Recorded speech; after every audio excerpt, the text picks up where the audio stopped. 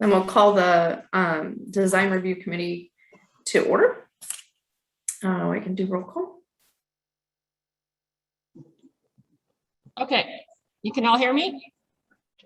Sorry, there's going to be a little background noise because I'm in the office. So committee member Baranek is absent. Committee member Schmidt? Yes. Committee member Vanden Eyck? Yes. Vice Chairperson Funk? Yes. And Chairperson Newsom? Yes. So we have 4 present, 1 absent. Thank you. Okay. Can I ask for approval of agenda? I'll So move to moved. approve. I'll second. Okay. You need roll call. Okay. Committee member Vanden Eyck? Yes. Vice Chairperson Funk? Yes. Committee member Schmidt? Yes. And Chairperson Newsom. Yes. Motion passes 4-0. Okay. This time I'm going to open this up to public comment, and that is for comments unrelated to our agenda item of the development property. So if anybody would like to speak, please raise your hand. If you are calling in, if you want to speak, what is it? *6 8. *9 if someone is calling in and wants to raise their hand. Okay, *9. It'll take me another 2 years to remember that. So if you're on the calling in to speak to public comment, *9. And if you are in our current chat, you can raise your hand down at the bottom. And I'm looking to see how many attendees we have. Looks like we have 6. They must be all wanting to speak at the next. Okay, we'll go ahead and close public comment. I don't see anybody raising their hand. Is anybody called in on it? Okay. All right. Then can I get approval of the draft minutes? I'll make a motion to approve the draft minutes. Second that. Okay. Commissioner Schmidt? Yes. Committee member Vanden Eyck? Yes. Vice Chairperson Funk?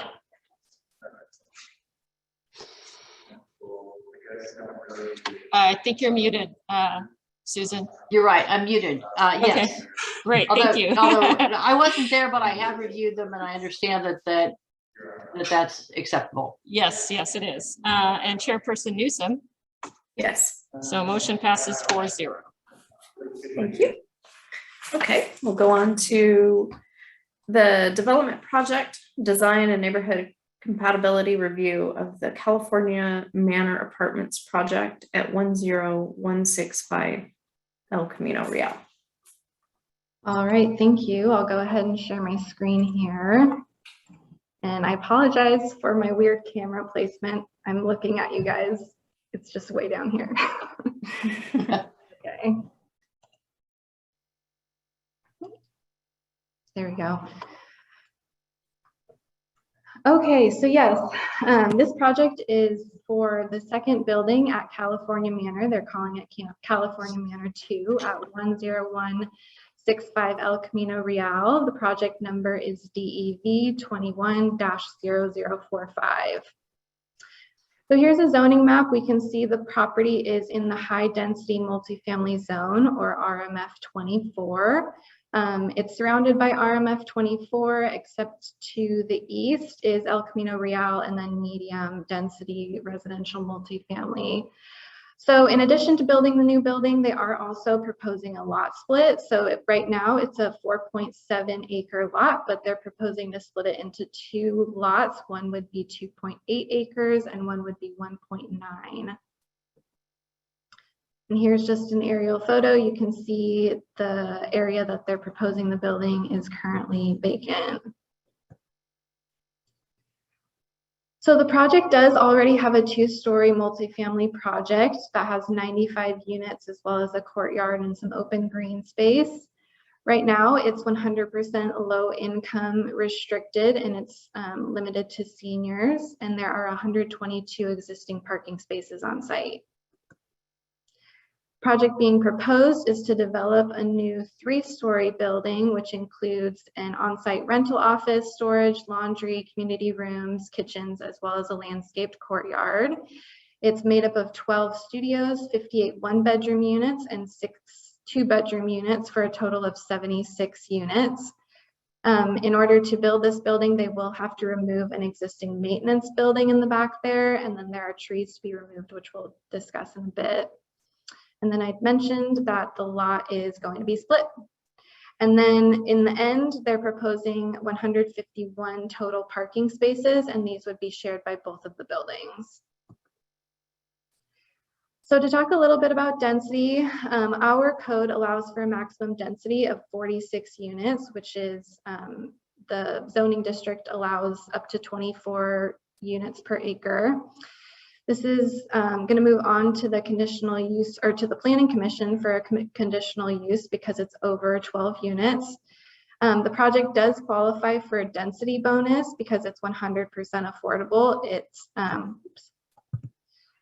It can get an 80% density bonus, so they could actually put up to 83 units on that second lot back there, and so they're within the density allowed by that density bonus. In addition to the actual density bonus, the applicant can also request up to 4 concessions. And then in addition to concessions, they can also request waivers if there are certain development standards that physically interfere with development. So they've requested a few of these in order to maximize the density on that project. With this density bonus, we will require a new 55-year affordable deed restriction, which will add at least 76 new units to the low-income housing stock in the city. So this is the site plan of the new building. So you can see on the left-hand side, the existing building property is not really changing. They're just adding a new building in the back. It's kind of a U shape with parking on the sides, and you can drive around the back. And then there's a large courtyard in the middle there. And then I just wanted to point out the trash enclosures on the sides, which we'll talk about in a bit. So the applicant is requesting 3 waivers because they've justified that the municipal code standards do restrict meeting the maximum density. So one of these is to allow a taller building height. So the building height proposed is almost 40 feet tall. It's 39 feet 8 inches.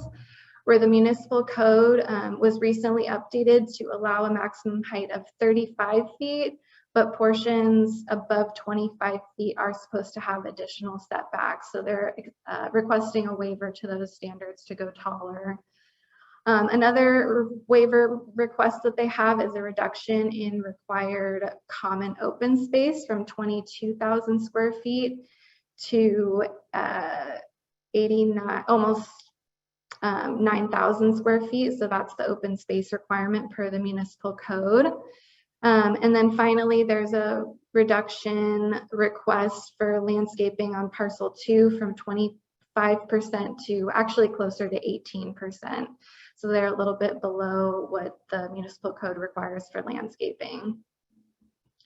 And then there's also a parking waiver, but we'll discuss that in a little bit. So the design of the new building is consistent with the existing building. It includes earth-toned colors with shingle roofing, smooth stucco, and horizontal siding with vertical batten siding. And then at 3 stories, it will be taller than the existing building, and then the surrounding homes are almost all 1 story. So it will be significantly taller than the existing buildings surrounding it. So here we have an architectural elevation as well as the color scheme. So you can see the board and batten siding it's a little bit hard to see here, but it's proposed along the top of this front building. It pops out a little bit. And then there's horizontal siding along the rest of the building. And then there's this smooth stucco finish that's in this kind of almost burnt orange henna shade. And then they'll have this architectural grade shingle for the roofing. So here are some more elevations of the proposed building. Like I'd mentioned before, our new code does require a little bit more articulation when buildings are over 25 feet tall. They've added a little bit. These do stick out further than the rest of the building. There's a little bit of dimension to the building, and really I think adding more articulation, it can be a discussion, but it might also reduce the number of units that they can have there. So I would imagine it's designed to the max capacity right now. So these are a few more of the elevations, the front of the building, and then the north side. And then this is what it would look like if you were in that courtyard, that large courtyard in the middle there. Just to touch on parking a little bit, the existing parking lot has 122 spaces, and the applicant is proposing 151 new spaces for a total of, for a total of 151 parking spaces for the 171 total units. So there would be shared parking, and there are fewer parking spaces than there are units. And then access to the site is from El Camino, which does have a little bit of street parking. This just goes over the parking requirements. The municipal code requires significantly more. The typical maximum density bonus would require 185. They're proposing 151. However, since this is a senior home, the state density bonus does limit a municipality's ability to require on-site parking for individuals who are 62 plus when the development is close to a fixed bus route service that operates at least 8 times a day. So the RTA bus stop is nearby. I wrote down the numbers. It goes 16 times per day, Monday through Friday, 5 times per day Saturday, and 3 times per day Sunday. So on average, it does go that 8 times per day, but it's not every day. So that can be something to talk about, but it does appear that they meet the state standards for parking based on the fact that it is for seniors. So during the Planning Commission review, we will suggest that the applicant provide a parking management plan just to justify that low parking ratio, maybe assign parking spaces or somehow ensure that it's not going to be an issue in the future. Based on the population and staff's observations, it doesn't seem like all of the parking spaces are always used, but that parking management plan would be helpful. So that would be a condition of the approval. It is something to note that the city does need significant evidence to deny the waiver in accordance with the state law. So we'd actually have to conduct a parking study in order to deny this waiver. And the red areas here are showing where a total of 30 new parking spaces will be added. So going back to the landscaping, again, approximately 18% of the parcel 2 in the back will be landscaped, and this is below the 25% minimum. The applicant is requesting a concession to reduce the minimum landscaped area from that 25 to about 18%. So here's that landscape plan. It includes some larger trees as well as native shrubs and some decorative trees. And there's a few, I believe there's a sundial in there and maybe an art feature in that courtyard to make it nice for the residents. One thing that staff had mentioned in the staff report is these areas around the parking lot could potentially, and we'll have to see the grade change, but these could potentially be widened another foot, and these parking spaces could be reduced down in size because you're allowed to have some overhang over a landscape planter. So they may be able to add another foot here. And that's something that we want to discuss with the applicant. So that could give them a little bit more landscaping around the parking lot. Just something we wanted to note, the municipal code requires trash enclosures to be surrounded by landscaping. So these areas here are the trash enclosure areas. And so there are 2 new trees and areas around are being landscaped, but there were no screening measures shown from the actual parking lot. So staff's recommending that they include a metal gate to ensure that the trash enclosures are screened on all sides. So that's something that we can discuss as well. And then just to touch on the tree removals, they are going to have to remove, based on the arborist report, 15 native trees. They range from 11 inches in diameter to 50 inches. So most of them are within the center of the site where the building and parking lot are actually going to go. And then some around the edges are more impacted by grading, but there will be 15 trees removed as a result of this project. To touch on the multifamily standards, a few of them are that 100 cubic feet of enclosed storage is required per unit on site, as well as, again, that 22,800 square feet of open space. So the applicant does meet the requirement for the tenant storage of 100 cubic feet per unit, and we can look at that in the floor plan coming up. And then they're below that 22,800 square feet significantly, but due to the existing layout and the topography of the site and trying to maximize the density, it's almost certain that additional open space would probably result in the loss of units. So these are the floor plans of the new building. This is the first floor here, and we can see there are some tenant storage areas here. There's a community room, and then these hallways would lead to the actual units, and then there's laundry facilities on each floor. So that's the first floor. Second floor, again, has the tenant storage and the laundry facilities, as well as an activity room. Third floor is very similar with the tenant storage and activity room, as well as laundry facilities. And so here are some actual photos of the site. This top one, when you're coming into the site from the south, I believe it is, that's looking toward the back of the lot where the building is actually going to go. The bottom space there is being in the back of the lot looking toward the existing building. The top picture there is the view of the existing building from El Camino. And then that bottom one is too, but it's looking more straight onto the site. So you can see how far back that building will actually go from El Camino Real. So the DRC discussion items are the architecture and design of the project.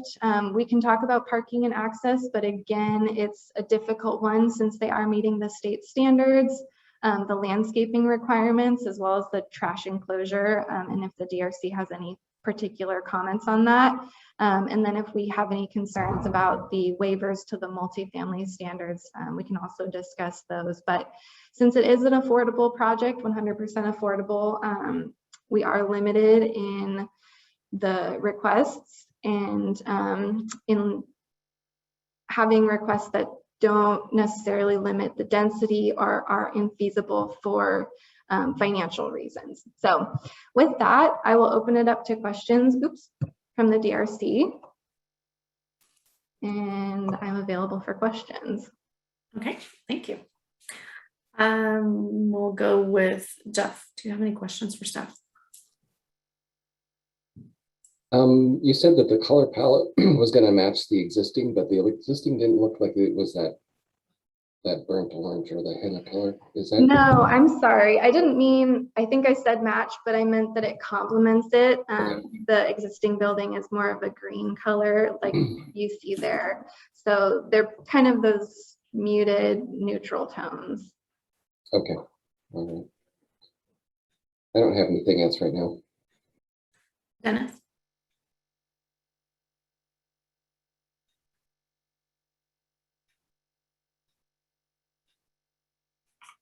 Dennis, if you're talking, you're muted.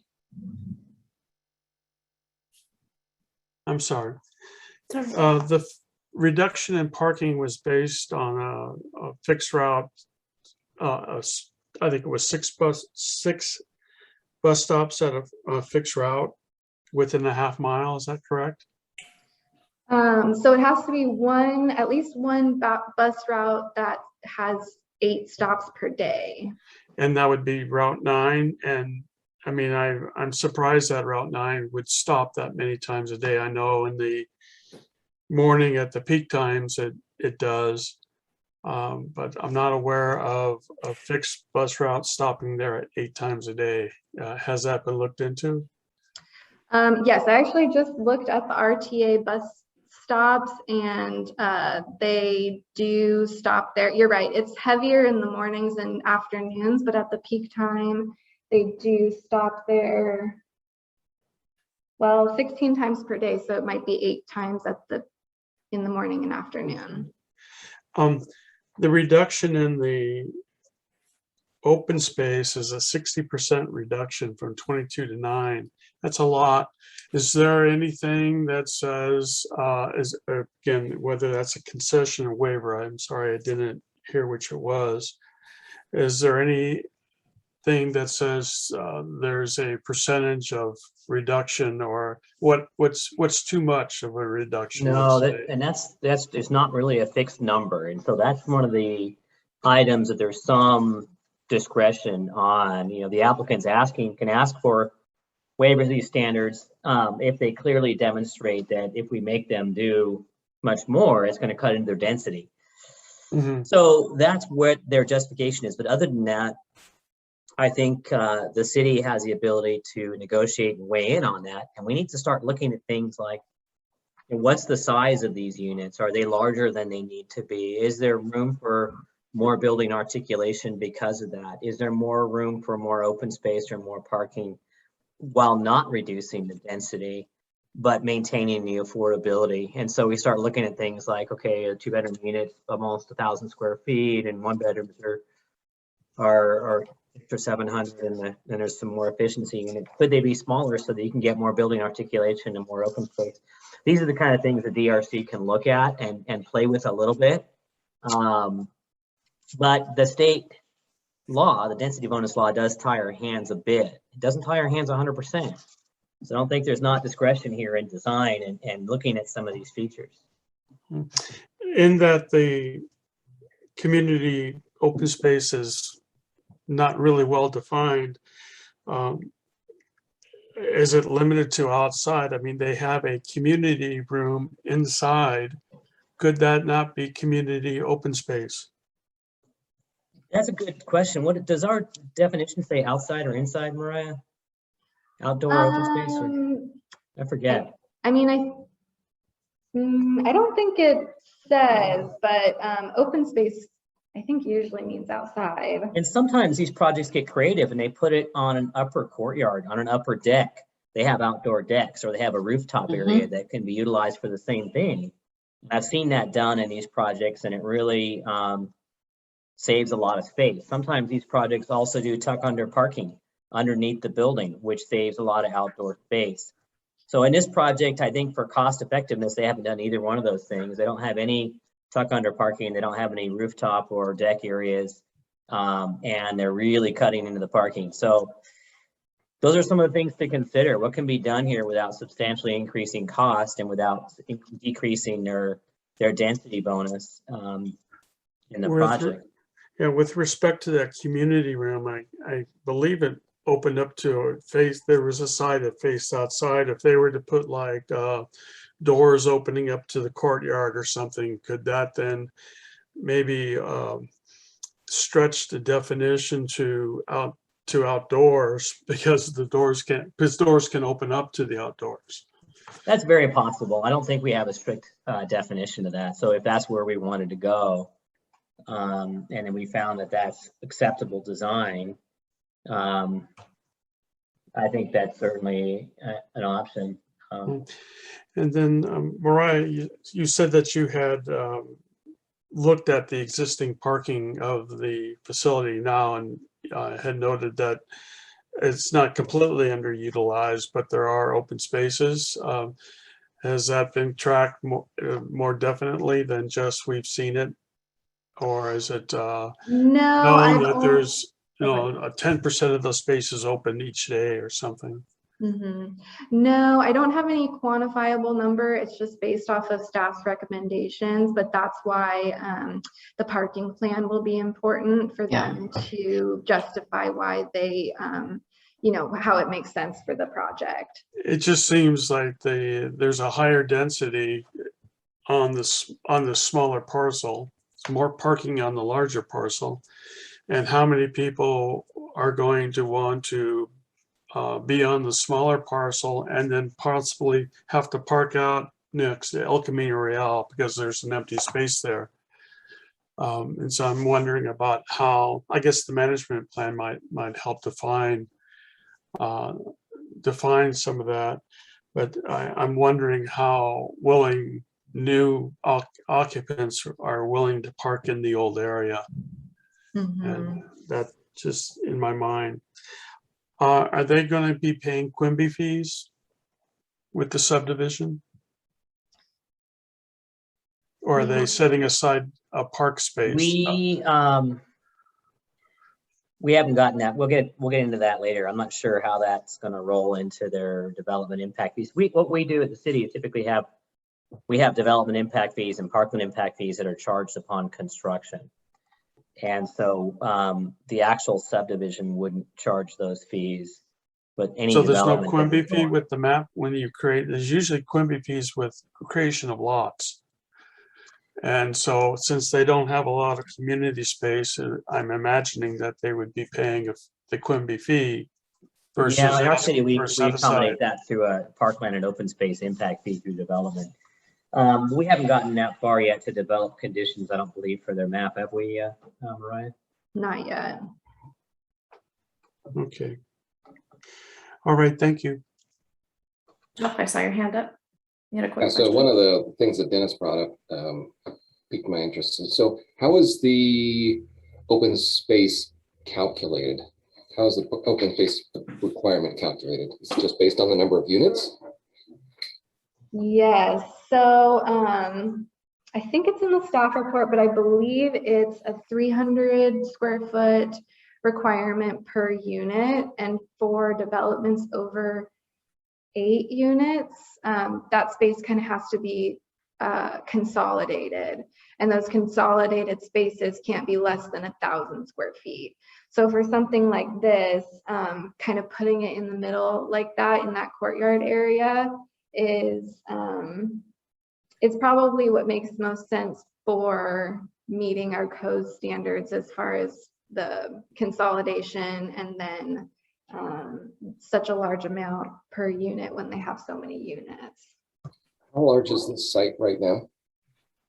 Right now, the whole parcel is 4.7 acres, and then it's proposed to be split. Let's see, that was on the first slides.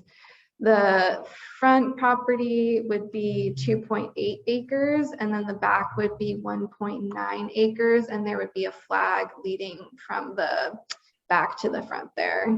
Okay. So the 22,000 square foot requirement is just for that back lot. It's just for the new development. Correct. And so, yeah, that's something that wasn't mentioned in this the presentation, but the front parcel will also, since they're losing their open space, they will also be under their requirement, but it'll be a little bit less. Yeah, the only thing that piqued my interest was that this is a 1.9 acre lot, and the city's calculation makes them have to give up half an acre just for open space. So it seems like a lot for one, you know, you're giving up a third of your. It's a lot. When you get this many units, it adds up to be a lot. So yeah, I don't think it probably considered the density bonus when the open space rules went into effect. I'm not sure. Okay, thank you. That's all I had. That's my comment. Susan, do you have questions? Yeah, I have some questions. First, just let me make sure I understand. The existing building is not going to change, right? Correct. Okay, so, and it still it's also under a 55-year requirement that it remain allocated as low-income housing, right?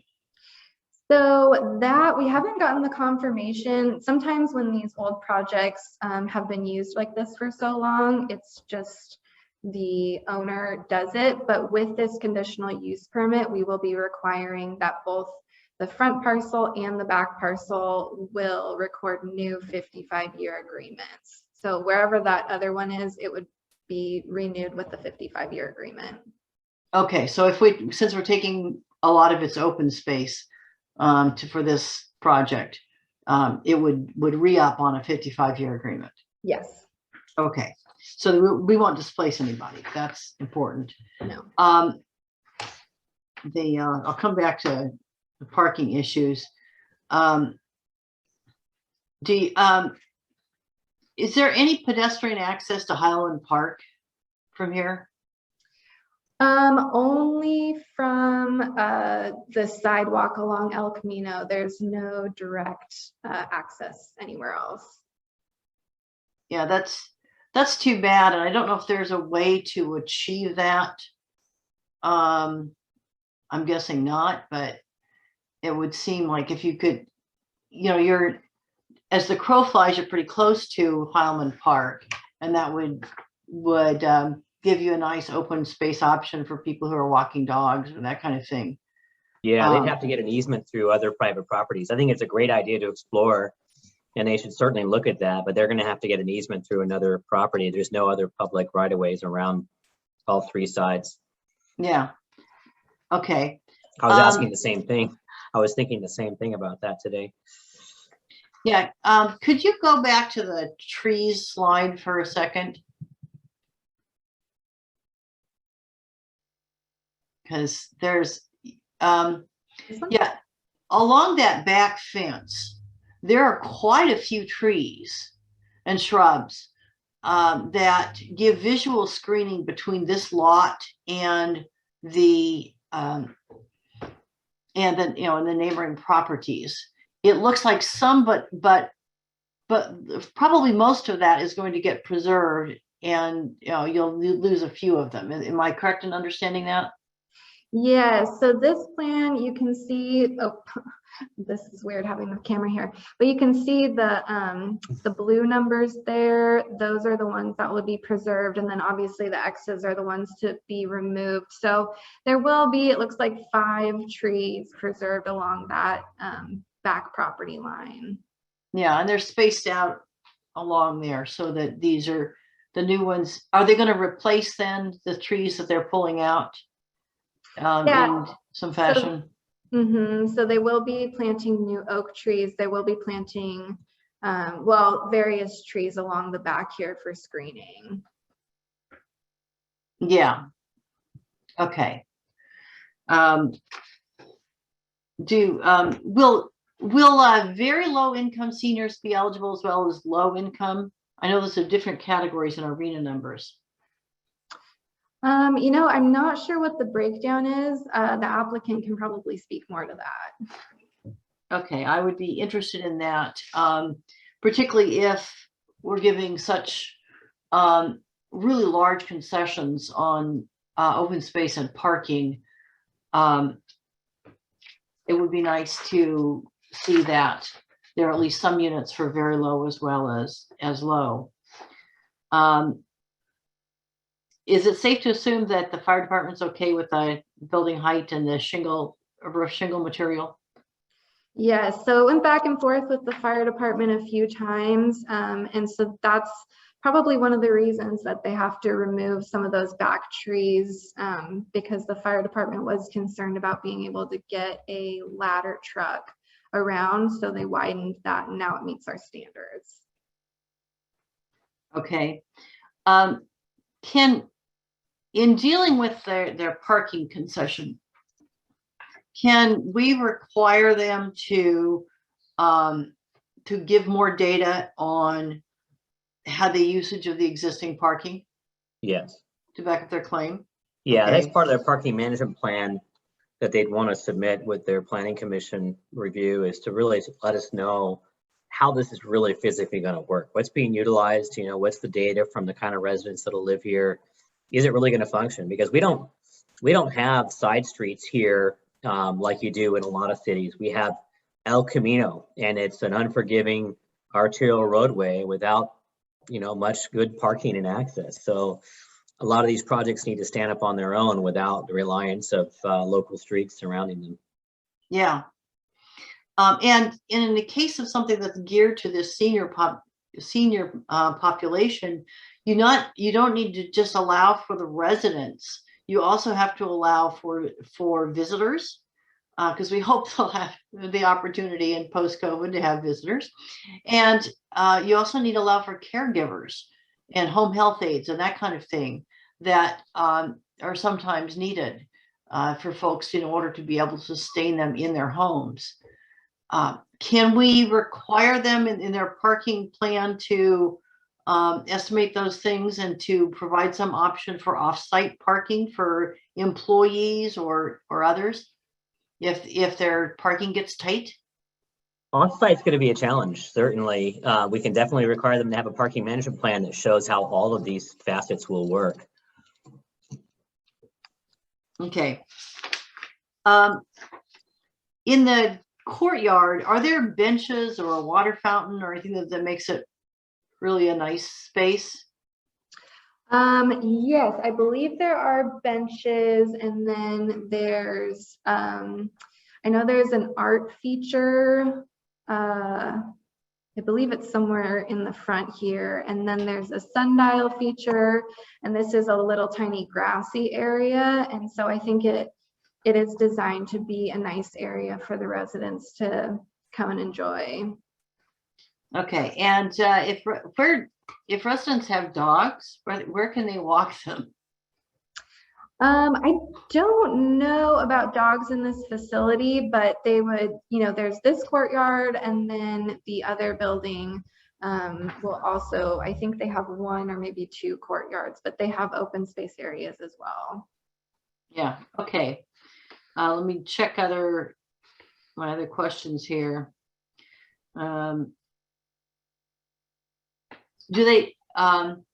Could we, as part of that parking plan, I'll require them to set aside space for a shared car service? If, you know, and arrange for one, so that you don't have, a lot of residents need only occasional access. Or have something in their operations where they provide, as an operator, provide van service for grocery trips or that kind of thing. Absolutely, that can be part of their parking management plan and justifying that. So that's definitely a good comment. Okay. I think that does it for my questions for now. Let me also ask, do they have provision in here for charging electric vehicles? Because that's going to be coming a lot more, including electric vans and electric maintenance vehicles, as well as resident vehicles. Mm-hmm. I don't believe they have it shown on here. The architect could probably clarify that. It looks like he's wanting to speak, so he'll probably correct me when it's his turn to speak. So I'll let him answer that question. Sure, that's fine to defer that to the applicant or architect. Okay, thank you. Thank you, Susan. Phil, is this the only time that we're going to see this plan, or is it going to be brought back? That is entirely up to the design review committee. It doesn't have to come back. The idea is that it goes from the design review committee, we incorporate any conditions or changes, and it goes on to the planning commission. If we don't feel like we have enough information today to make a determination, or we want changes in the architecture or design, we can have it continue and come back. Okay. The reason why I ask is as we're sitting here looking at some of the architecture design, it's hard to visualize with the one-dimensional and try to get a idea of the complementary to the It is existing. difficult without a rendering. It would have been really nice to have a color rendering of this project. I will mention that. And those are the kind of things we can ask for. If we're not able to visualize this, and that basically means you don't have enough information to make that determination on design. Okay. That's it on my questions. I'm gonna go ahead and open it up to the applicant, and then after that, then I can do public comment if we're good with that. Mariah, you said you had the applicant that wanted to speak. Yeah, I'll go ahead and let in Scott Mercer and Scott Stokes. Oh, uh-oh. You sound a little weird. Is that the what's that animal band they call them? This the Chipmunk. chipmunk. That's what I mean. Yeah, Scott, for some reason you're sounding a little weird. Maybe it's weird. Call in. A tribble. Oh my gosh. Maybe they got helium. That's what Yeah. it is. Helium. It's helium. Oh, Or a small child. could be a small child. Well, see if he exits and then comes back into the meeting, see if that resolves his issue. Yeah, because he Yeah. can call in. Mhm. Right. Yeah, Scott, you can call in. There's also a phone number on the front of the packet that you received, and we can let you in that way. Could I ask a question, please? While we're waiting?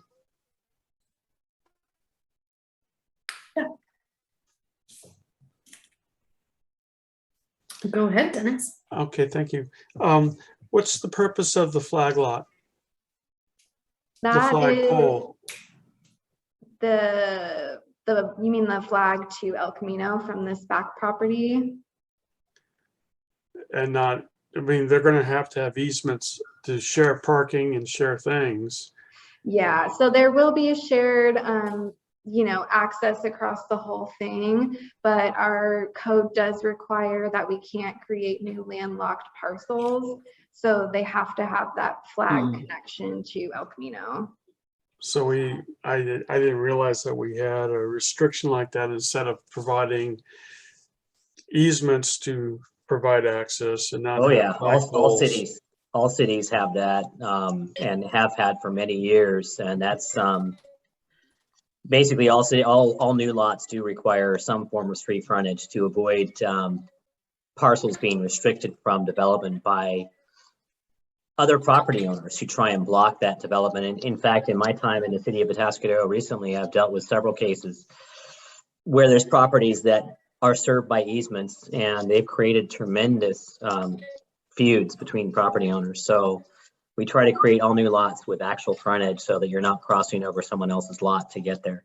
And then vice versa, since they will be owned, the back lot's gonna own that flag pole, then they're gonna have to grant easement for people to drive on to park. Yep. Could they then be that type of person who says, I don't want you driving on my flagpole to get to your parking spot? Well, it all depends how we record these easements and how this map's recorded. And these days we are pretty good about putting the details in there that make sure that all of those provisions for utilities and access and parking and all the uses that property needs to enjoy will remain in perpetuity. Back in the old days, before we were really good about that, 20, 30 years ago, easements were often recorded solely for access or solely for utilities, and then people want to use them for other things, and it becomes very problematic. So yeah, that can be overcome. How about stormwater management? And That's a you whole mentioned nother easements can of for worms. drainage. Yeah. So Are they've got they to planning to do it demonstrate that. underground? Yeah, they've got to demonstrate that in their engineering plans. Now, they may choose to do that subterranean. They may choose to do it through infiltrators and underneath the parking lot to save space. I'm assuming, looking at this site plan, that's what they're probably doing. Do you know anything about that, Mariah? I'm not sure. I know something about it. Oh, I think we have. I was gonna say, I Scott. saw his hand. He found the star 9. Sorry, is Scott Stokes. He's with the civil engineer that we're working with. This is Scott Mercer. Scott Mercer is the one whose sound we have a problem with. Yeah, and I called in. It's still there. I called in. Can you guys hear me? Oh, yeah. Okay. The one calling in, this is Scott Mercer, correct? Yeah, I called in on the phone this time. Yeah, I apologize. I haven't had any problems with my microphone in the last year and a half. For some reason, today your system decided not to like me. If everybody can hear me okay, I'll address a couple of those things. So as far as the cross-access agreements, yeah, that's no problem. In fact, the ownership entity has already agreed that it's not a problem. In fact, there's a lot of overlap between the owner developers of this new portion and the existing ownership group. A lot of them are going to be the same people. And so they've already agreed that it's not a problem for there's a double cross access agreement is what it is. It's that, like someone pointed out very astutely, that the flag portion, the flag lot will grant access to the existing parking on the existing lot, and the new portion of, the new lot will receive permission from the existing lots to be able to drive across that. So there's no problem at all with that. Like I said, it's already to a large extent been worked out. With regards to some of the vehicle or some of the transit related issues, Atascadero Transit does also have a dial-a-ride program that can go and pick up door to door, pick up, drop off. So that is a current public transportation option that is also in place. And we do have right up front and right in front of our facility, we have a fairly large, loading zone for that very purpose. Mhm. So I want to address, point that out as well. We will can certainly move forward with a color rendering. We apologize that, especially with the format on the smaller screens, it's even harder to see than what it normally would be. But that is absolutely something we can take care of. And as has been pointed out by many of the members of the commission or committee, whatever the technical name of you guys is, committee members, with affordable housing, and yes, a portion of this is actually we set aside for very affordable housing as well. I don't have the numbers in front of me. I don't recall what that split is percentage wise, but we're maximizing the affordability for for this project for those who need it most, and we actually feel strongly about helping provide affordable housing, and so it is a challenge to provide it given the stringent development standards in most municipalities, and that's why the state law provides so many concessions, because it's really, really, really hard in California, especially, to provide truly affordable housing. And this project will be a tax credit. It'll be a tax credit project that will be going after tax credits for low-income, tax credit programs. I've been involved with about a dozen rehab projects and some new, but with these very programs. But again, it's so challenging to develop affordable housing, and that's exactly why the state, has these laws that provide so many, rules to get bent and whatnot, is because otherwise it becomes impossible to do it in a way that is, that any developer would want to do it, because it would never, it would be impossible to provide affordable housing without these types of concessions. Those were the ones I wanted to go ahead and quickly address, but I'm sure that there are other specific questions that I maybe can answer. I appreciate it. Thank you. At this time, I'm going to open up public comment. So anybody that is here wishing to speak on this matter, please raise your hand. And anyone that is calling in, please press *9. And while we are waiting for raised hands, Annette, do we have anything to read into public comment for tonight? So we're actually not reading the letters into public comment. We just posted them online today. So they Okay. are the same ones that were emailed to you previously, and they are all posted on our website now. Okay, yeah, I believe all of us on the committee have received it, so Okay. thank you. You're welcome. All right, looks like we have an attendee. Looks like it's a phone call in, an 818 number, Mariah.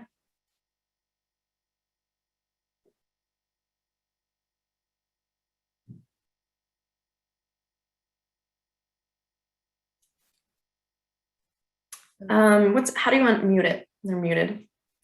Oh, it looks Hello? like they Hello. Yep.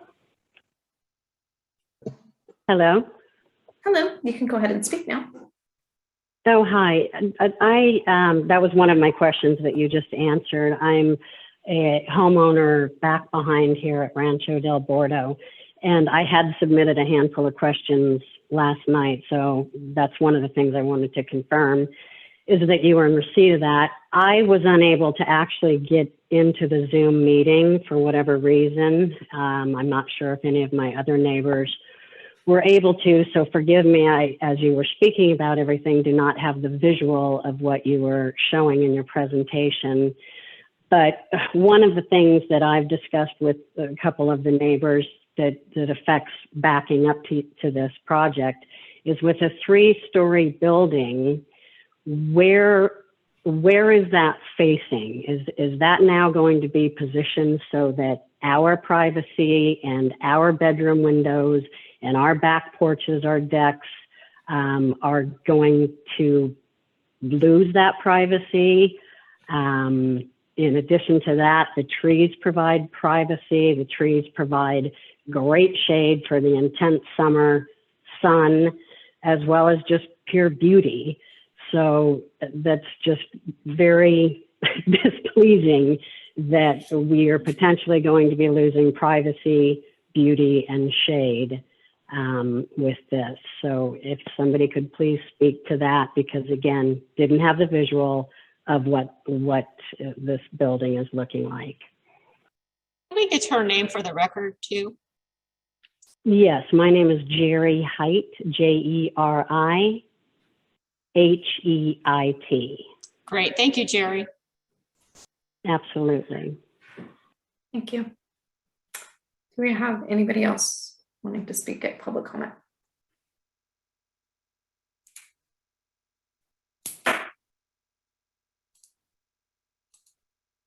Okay, I'm gonna go ahead and close public comment and bring it back for discussion.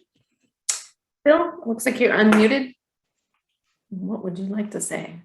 Oh, I was just going to throw in a response to the citizen that was talking about backing up to this project and living behind the site. There is a driveway there between the development that they live in and the project. And can you tell us the width of that driveway, Mariah? Is it about 25 feet or 30 feet? And you might have to point it out on the map because I can't Yeah, see so it it's from at the this very one either. bottom, at the very bottom of the map where the 2 red X's are. Oh, yeah, this one down here. And that is. It looks like it's 30 feet to the property line. Okay, so it's a 30-foot wide Maybe a little driveway. bit more, but yeah. And then Oh, the there's driveway about- itself is 20 feet.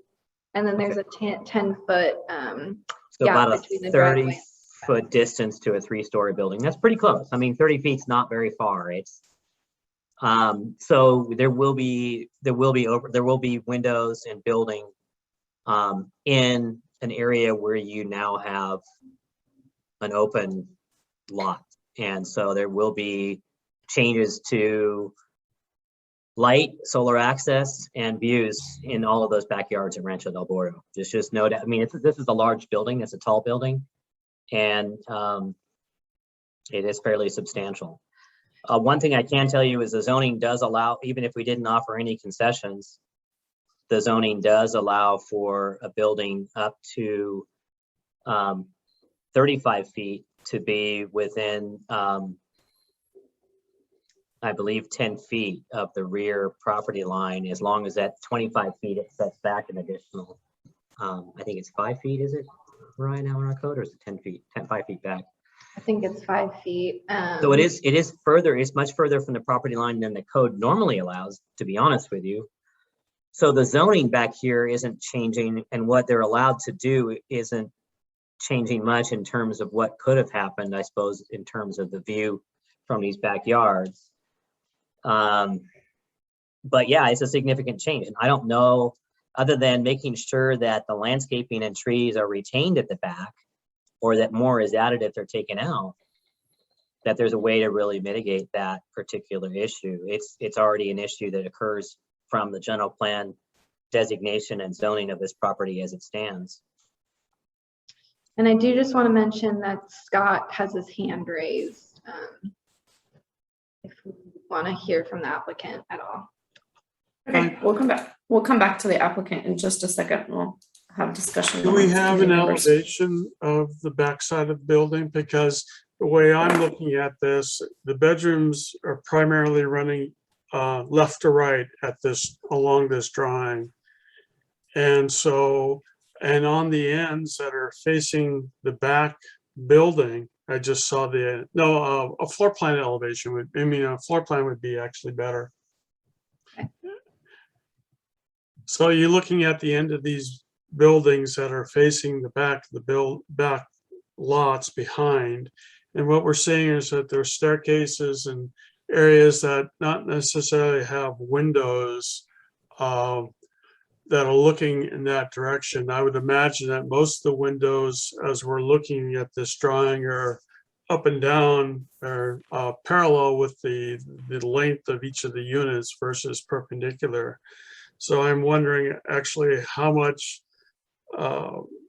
24 access there would be, let's say, to someone to be standing in their bedroom and looking to the east through their windows at the neighbors to the back. It looks like there's at least 4 units on each floor that are going to have windows that face directly out that direction. Oh, they have I'm not staircases too, though. I mean, Oh, okay, wait a minute. So if I'm looking at the back, is the back? This, the back is to our right. Oh, on the right. I was looking to the left. Okay, so you're only going to have 1 unit on each floor.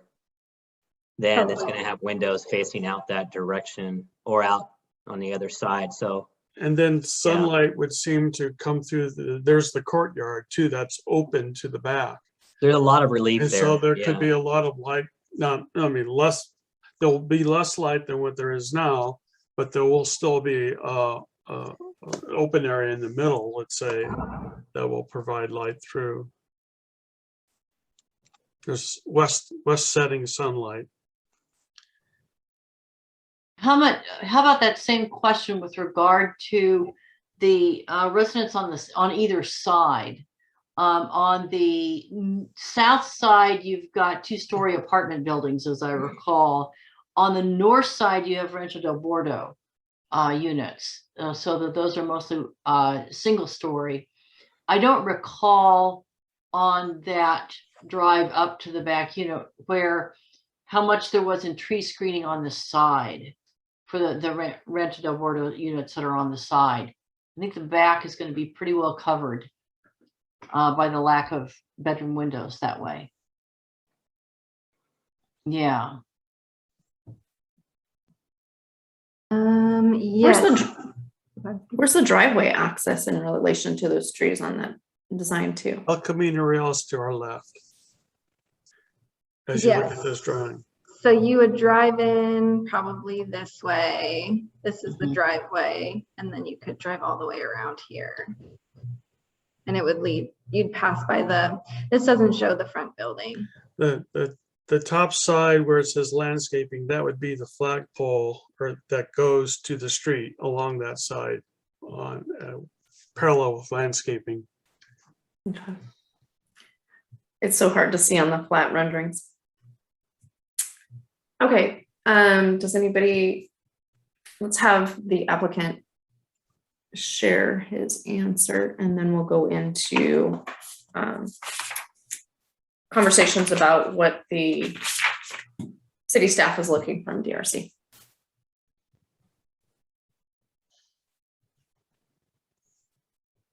think you just have to unmute yourself, Scott. I think it's *6. Yep, there we go. Excellent. Yeah, I wanted to point out that we're about 55 feet on the north and south, so the sides, right, of the long sides, we're 55 feet away, approximately, the building is, from the property line, which is really far, actually, and much farther away than what the setbacks are. And then at the rear, we are about 42 feet from the property line, and that's where that 20-foot wide road, plus about 10 feet of landscape buffer, plus sidewalk, plus some more landscape. So yeah, for 42 feet from the back, and even with the 3 stories, as was pointed out by somebody here a minute ago, because we're so far away, the angle, the viewing angle from a couple of those in the very, very back is actually much less intrusive than if we built it, a 2-story just 10 feet away. And quickly, just wanted to point out, yeah, we're keeping a lot of those trees along the back. We actually have made great pains to make sure that a lot of those trees along the rear are able to stay there, and adding other trees per the landscape plan that will also, fill in, any of the trees that had been removed, or that would be removed. And then also want to point out, as was also pointed out by somebody, that yeah, at those 2 ends from the prongs of the building, right, that there are both of those have a stair, the stair risers that are, inside the building, of course, but the stairway is on one side of each of those. And then there is a single bedroom window also along the edge at each level. So the first and second floors, there will be 0 visibility past the existing trees, fencing, and whatnot. There really will be. And then, so there will only be possibly 2 apartments that, are 42 feet away up on the 3rd floor. But again, because of the trees, we believe it's going to be a very effective screen, and we intentionally set up the design to try to be as far away as we could from the sides and rear, as well as have, as few visual, any kind of, intrusion. And again, like we said, it's way better than what could have even happened if we, decided to go all the way up to what the setbacks are, even with a lower height. So we took these things, into account, and we absolutely want, the project to be a good neighbor. So just wanted to mention those things. Perfect, thank you. Okay, so let's bring it back to DRC discussions, and we'll start with number 1, architecture and design. Mariah, what are you looking from DRC on this? Yeah, so as I've mentioned before, we do, in our new code requirements, we do have a requirement for taller buildings to have some articulation. For this one, it might be hard to add, actual features that would take away from the space in the units, but basically, if there's anything the design review committee wants to see, that board and batten sort of acts like that. But if there's anything, or that if the DRC doesn't particularly like that, we can discuss that. Susan, you got your hand Yes, raised. from a design perspective, if there's any way to incorporate rooftop features, I mean, with the canted roof, this might be difficult, but if you could make that rooftop more of a living space, with a, or at least in some sections of the, maybe it's only in the section of the building that is over the community room and all of that, which has a little different structure to it. But if there's any option, that would be really nice to see, because this is a very limited amount of open space for this many units. And it also is taking away some of the open space expected from the existing units. So that would be my thought on the architecture. And I do want to make sure that they've thought about where electric vehicles can be managed, because we're going there.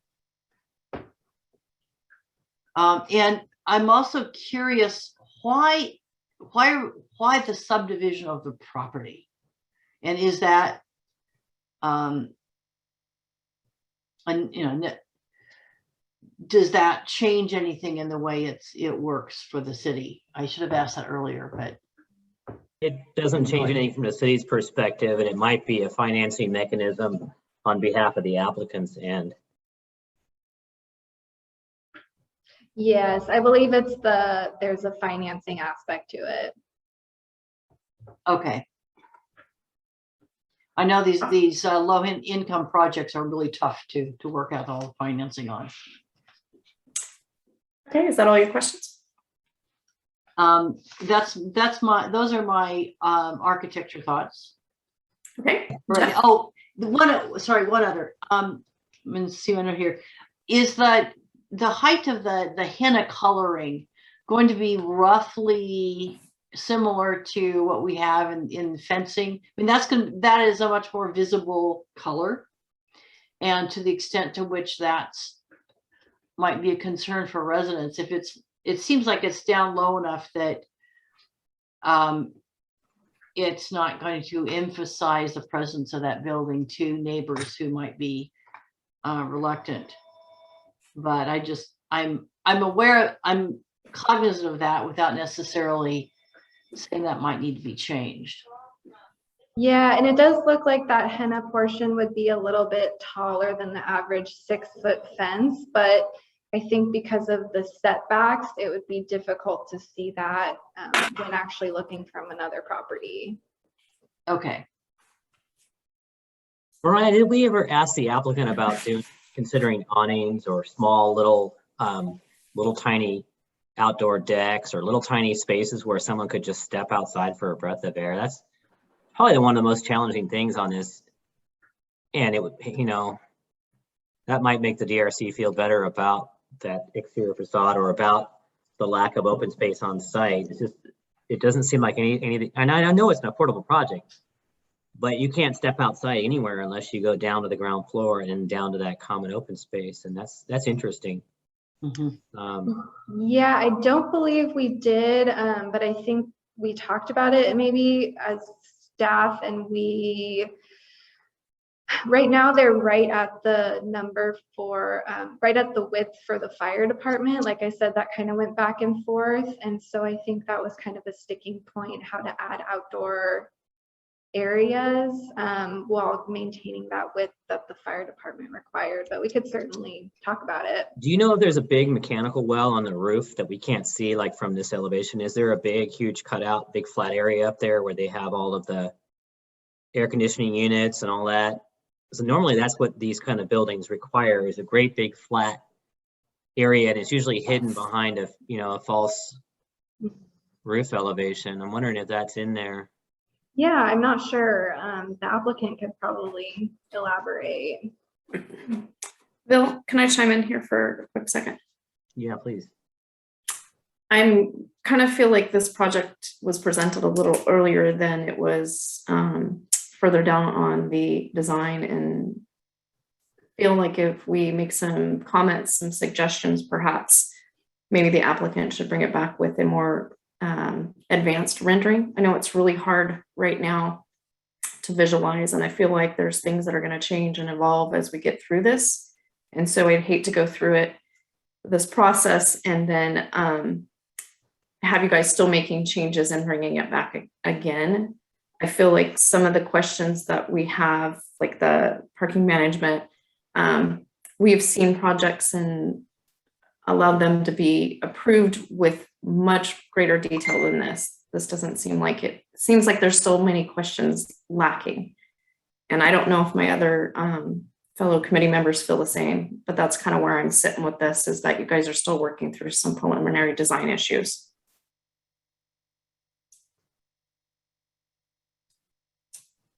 Does anybody else want to add to that, Dennis? You're muted. Sorry. I was going to carry on with what Susan was talking about, is the architecture, and if that's okay.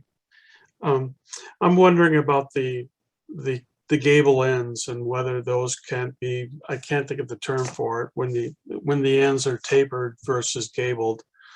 And so they lay back versus being this, this right angle facing us as we look at these things. And possibly, I mean, it might be construction, dealing with trusses and so on, and not having to build like a California Valley or something. But I mean, almost to the point where we have a lot of architecture now that we have let's say a facade that we're looking at here, and it's divided up by different architectural elements. And I'm just wondering if the different roof lines might make it more interesting or more different on this side, maybe provide more sunlight. Again, I don't know, but it's just, there's a kind of a monotony to things in my view. Okay, Jeff. Sorry, you're off my screen, so I can't always see you if you got your hand up. Yeah, I'm here. And I look at plans like this all day, every day, so I don't have a lot of questions. As far as the architecture, yeah, I can understand more articulation, but the only people that are going to see this are the residents, right? It's so far off of El Camino that nobody but the general public are going to see this. So I don't have so much heartache on, whether or not there are a whole bunch of bump outs and different articulations. I think a lot of that is taken up with materials. But I do agree that it would have been nicer if we'd actually seen some color renderings of this and maybe some three-dimensional renderings, so we could actually, so people that don't actually see these things all the time could have a better understanding of what's happening.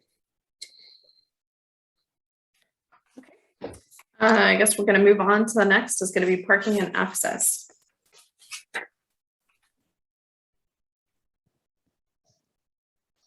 Mariah, did you get what you needed on architecture and design? You kind of see where we're. Yeah, I think I did. It'll probably be, I would imagine, a discussion that will come back later if we want to continue it or not. Okay. But yeah, as far as the parking, it sounds like we talked about that before and your concerns for that parking management plan. And so, that the plan, if you wanted to move it forward to Planning Commission, that would be required prior to Planning Commission. But if that's something that the DRC wanted to see, we could do that before they bring it back if you want it brought back. Okay. Does anybody else want to add anything to the parking and access? Dennis? I think we pretty much said, during the discussion, we were talking about parking management, and I was questioning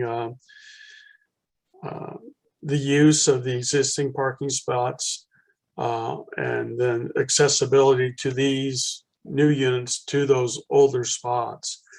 But I always think that parking is underutilized. I mean, there's never enough parking.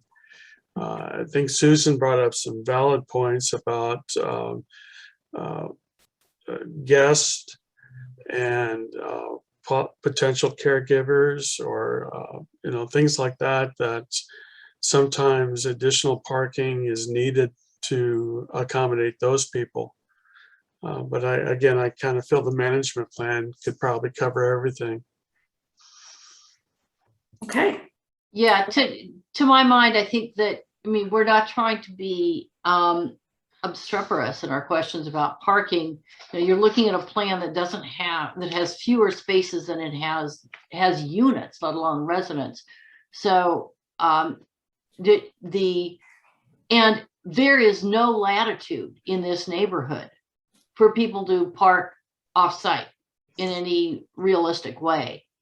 If you park, it's a hike from El Camino Real up to this piece of the property for folks, and it is, and there's almost nothing. It's a very short frontage on El Camino, so that's just it. That will be a real challenge. So it's for this to work right, to create a constructive experience for the residents. the parking's got to work right. And so I would really ask the applicant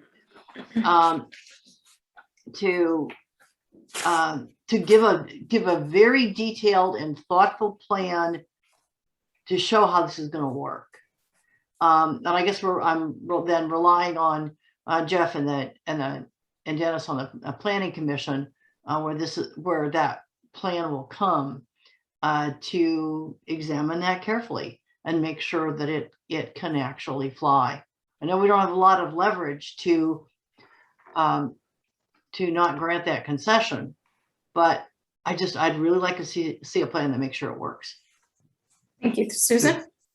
I think the other side of that coin also is the state's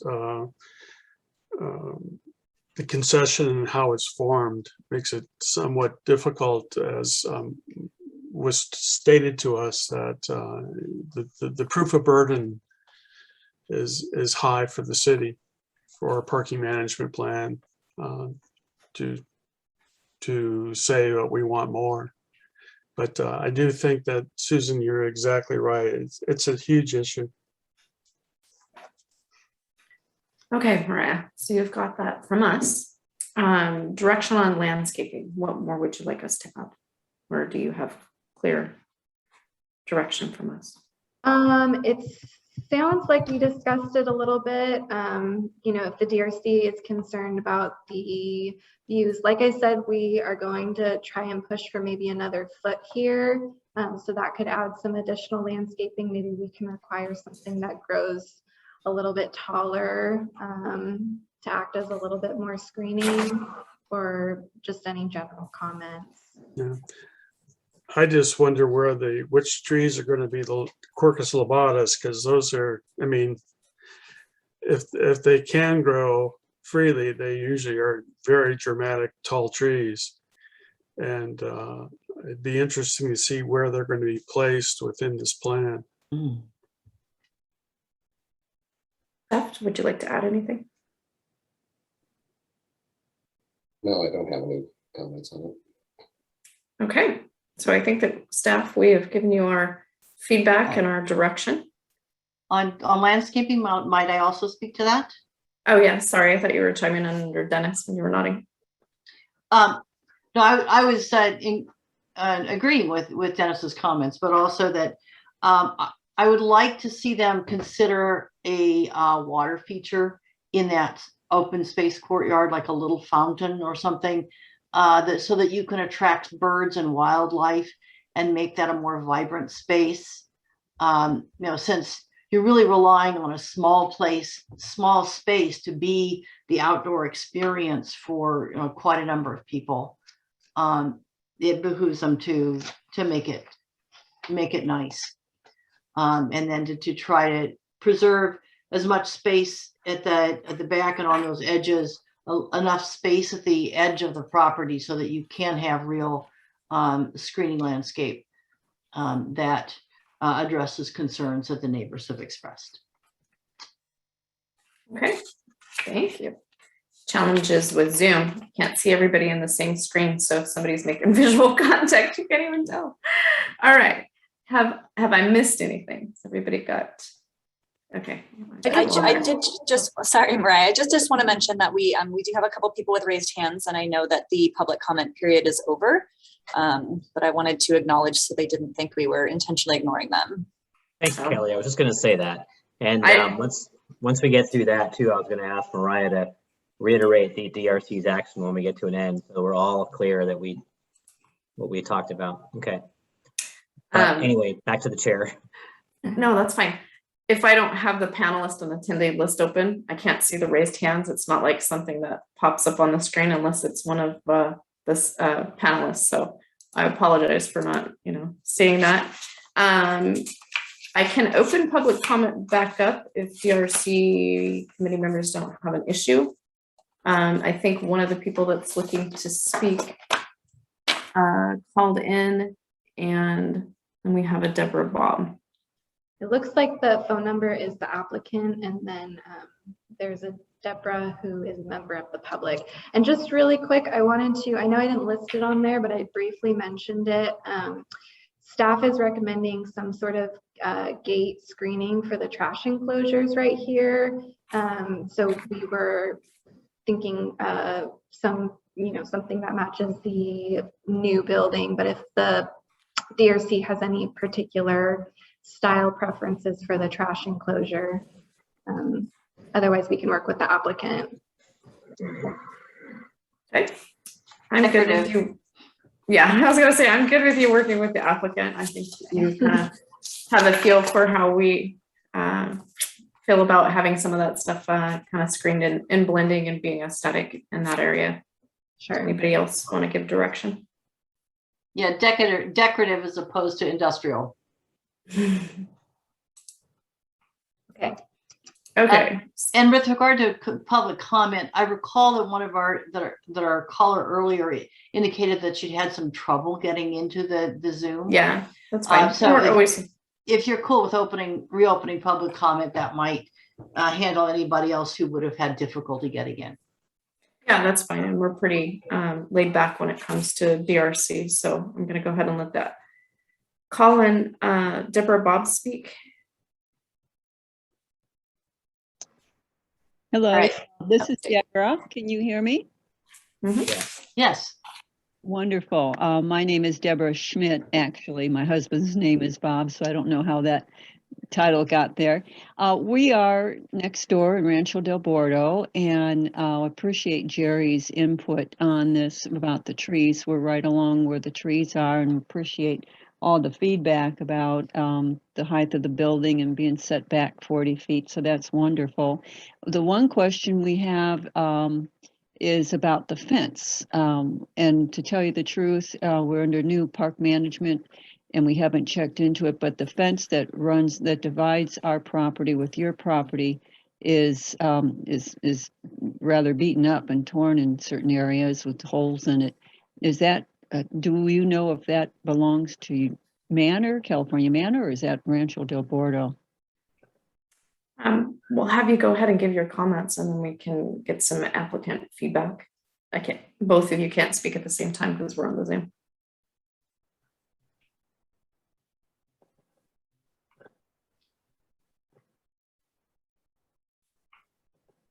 Is everybody still there? I feel like it's froze, Mariah. Kelly's taking over and moderating. So Deborah, was that all of your concerns, Deborah? Yes, because the Okay. other concern was addressed by Jerry, our neighbor, Jerry Height. So just the fencing there is pretty bad, and wondered if California Manor or this housing project's going to be reconstructing a new fence or repairing it. Thank you. Thank you for your comment. And then I believe that the applicant can just unmute to speak. Okay. and again, that's *6. Yeah, as far as the fence goes, sorry, yeah, this is Scott Mercer, architect for the applicant. Yeah, as far as the fence goes, I don't know who owns it or who built it. It would certainly make sense that it would be repaired by somebody, absolutely, before, we don't want to have our project next to a fence that looks, all worn down and junky. It's possible that there could be an arrangement between the two owners to go in together and both reconstruct or repair it, is my guess. So I don't think that's going to be a problem.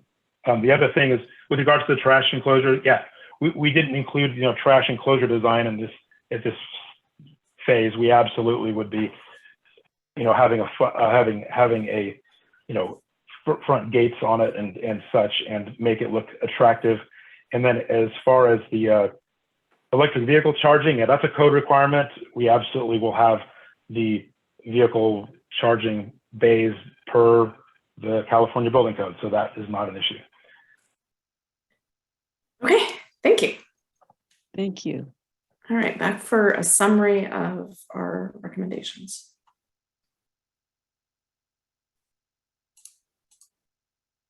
I guess at this point I'm closing public comment and we'll come back to DRC discussion and deliberation with staff.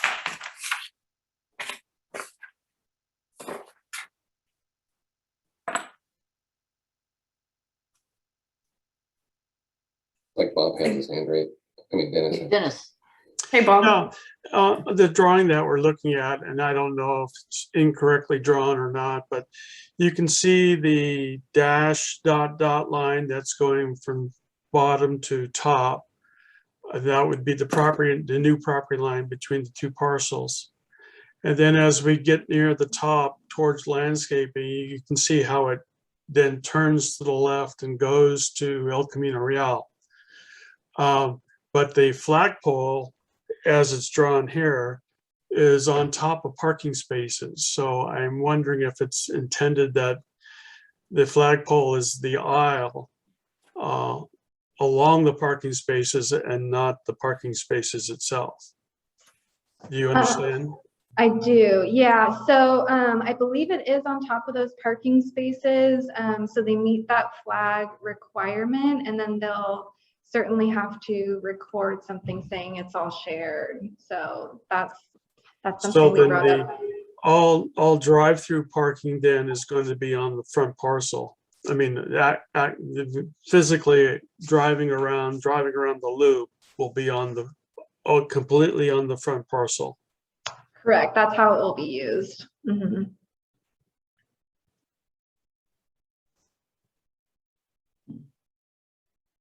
Thank you, Dennis.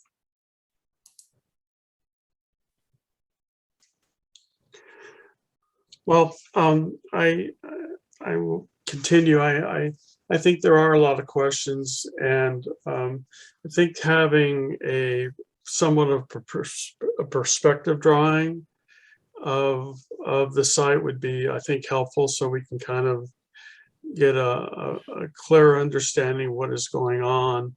And so I'm supportive of the comment that was made about returning this item to the Design Review Committee.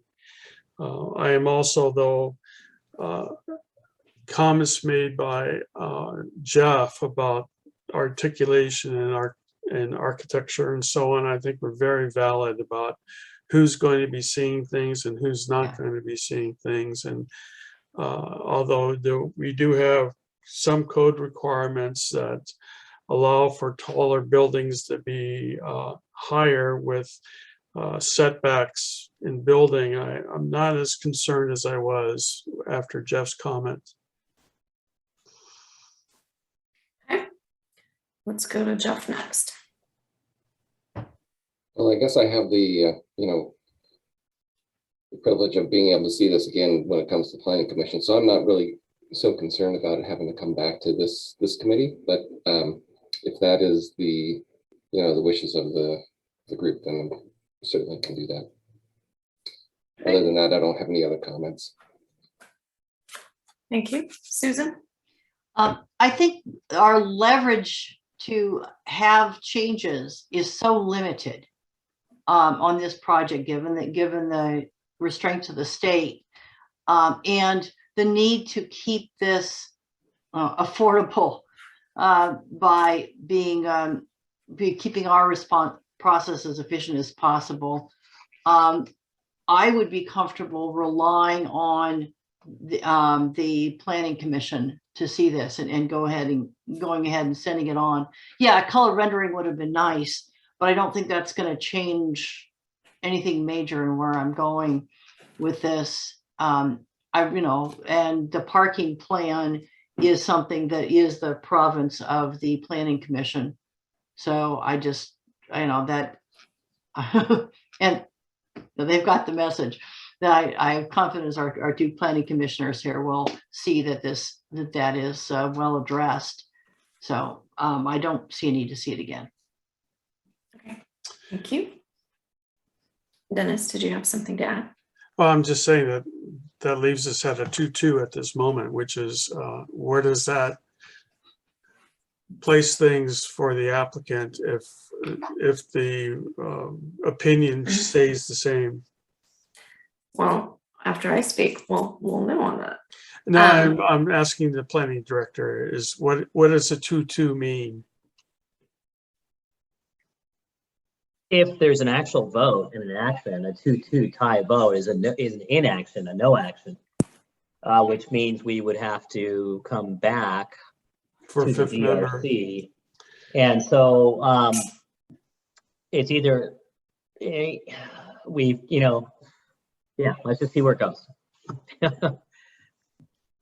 I'll go in and give my opinion after I've listened to my colleagues and we've had more conversations with the applicant. I think at this point, the applicant really understands where I'm coming from because I'm not of the architectural background as some of my fellow planning commissioners are. So I don't see this day in and day out. I see numbers and accounting figures. So when I look at it, it's hard for me to conceptualize. And some in the general public are having a hard time also understanding the dimensions of just of one scale. But I also understand that we are limited in the decisions in which we can make here at DRC, and that this is going to the next step, which is Planning Commission. So the requirements for Planning Commission are parking management, going ahead and looking at some of the other detailed information. So at this point, I have no issues with letting it go on to Planning Commission and not holding it back, knowing that my fellow colleagues are going to be looking at the plan again. And the applicant is aware of some of the additional work that needs to be done when they're in taking some of our recommendations into consideration. So at this point, I don't think it's a 2-2. Oh.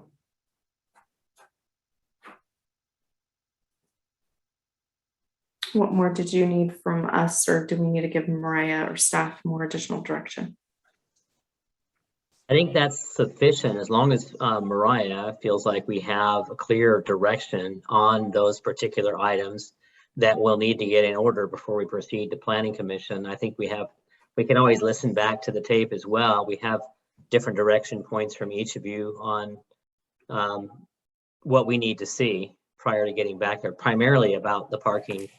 And second to that, there were some other details. And if you want us to go back through that, if you'd like, if not, we can simply proceed. Mariah, how do you feel? Yeah, I feel good about it. I guess I'm curious. I know color, since there's no color renderings, it's hard, and that's probably one of the biggest points and an easy change for them. I gotta get my plug. Hang on, I'll be right back. My computer's about to die. I'll be right back. Okay, I'm gonna go on without him. So I'm just curious. The henna color it is a little bit interesting, and I do think it complements the building. But if the design review committee, would be more comfortable with something a little closer to the green gray color scheme, or if they think that henna color is different and kind of spicy. I think for me, and I'll let everybody go else too, but for me, it's hard to see how complementary this color is to the other property. And so when we talk about greens, my determination or my visualization of a green is going to be different because it's different shades. So not having anything else to compare it to is really hard for me to say that's out of character or not complementary. So for me, I would be looking for staff to work with the applicant on it. Susan? Yeah, it's essentially no one has a sideways view that will be really regularly looking at these two properties together from the side to compare those things. The view that you'll have is as you drive through from one, come up the flag line and drive to the second property, or take the the drive functions basically as a horseshoe right now. At least that's what I did when I drove through, and it was and so you would see the new building driving through if you're moving around the old building, but I don't think that there's anything jarring about having a different color scheme there, and I don't think it would be a big issue if they're a little, that they're different. And I think that my concern about how high up the henna goes has been satisfied, as we looked at what the setbacks are, that the brighter color will be lively, but it won't announce the building to the neighbors in a way that would be problematic to me. So I'm cool with leaving this to staff.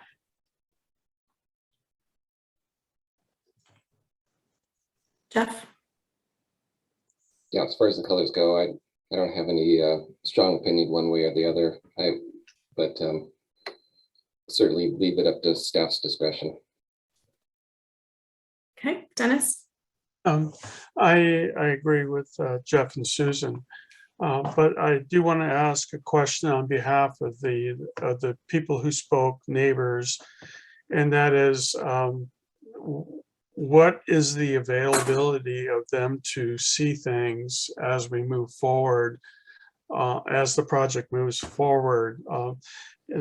Being we're mostly working in the virtual world, are things going to be posted online on the city website or somewhere in which the neighbors can look at the things that are going to be prepared for them to see, and then if needed to comment upon, versus as what happened today?